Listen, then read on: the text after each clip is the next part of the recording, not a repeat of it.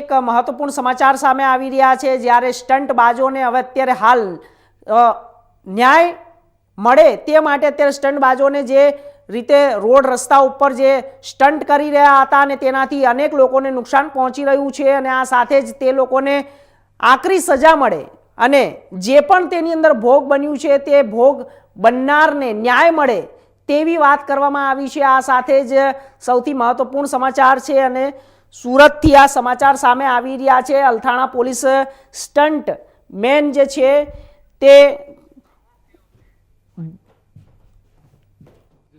जिसके भी सेंटिमेंट्स को हर्ट किया ऐसे ड्राइव करके, ऐसे हमें नहीं करना चाहिए। एंड आई प्रॉमिस आज के बाद फ्यूचर में मैं कभी भी ऐसे गाड़ी नहीं चलाऊंगा। And yes I am sorry. Althan police સ્ટેશનમાં એક સોશિયલ મીડિયામાં ગાડી પર રફ ડ્રાઇવિંગ કરતા ઇસમનો વિડીયો રિલીઝ થયેલો, જેની સ્થળ ચકાસણી કરતા અલથાણ પોલીસ સ્ટેશનમાં આવેલ ભગવાન મહાવીર કોલેજ 4 રસ્તાની જગ્યા હોવાનું જણાય। જે બાબતે ઘનિષ્ઠ તપાસ કરતા અને વિડીયોમાં ગાડીનો નંબર ચેક કરતા GJ5RQ7600 નામની મર્સિડીઝ બેન્ઝનો ઉપયોગ થયેલો હતો, જે રીલ રાત્રે 2 થી 4 ની વચ્ચે બનેલી હતી।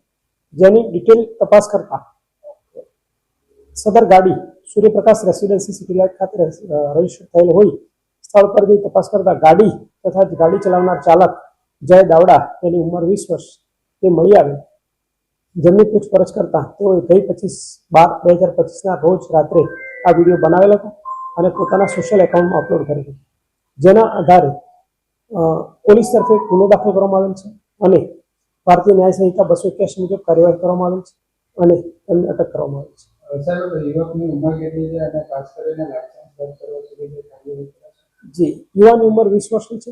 તે ભગવાન મહાવીર કોલેજમાં સેકન્ડ યરમાં બીબીએમાં અભ્યાસ કરે છે અને તેની પાસે લાયસન્સ હાજર છે।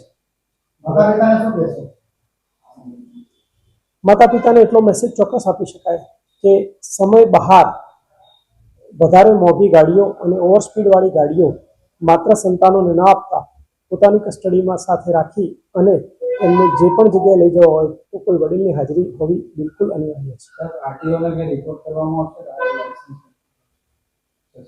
ગુનાની ગંભીરતા અને આરટીઓ ટેસ્ટ થયા પછી ગાડીનો આગળની કાર્યવાહી કરવામાં આવે છે। યુવક પોતે અભ્યાસ કરે છે અને પિતાજી ફર્નિચરનો વ્યવસાય કરે છે, જેમની દુકાન ઉધના ખાતે આવેલ છે।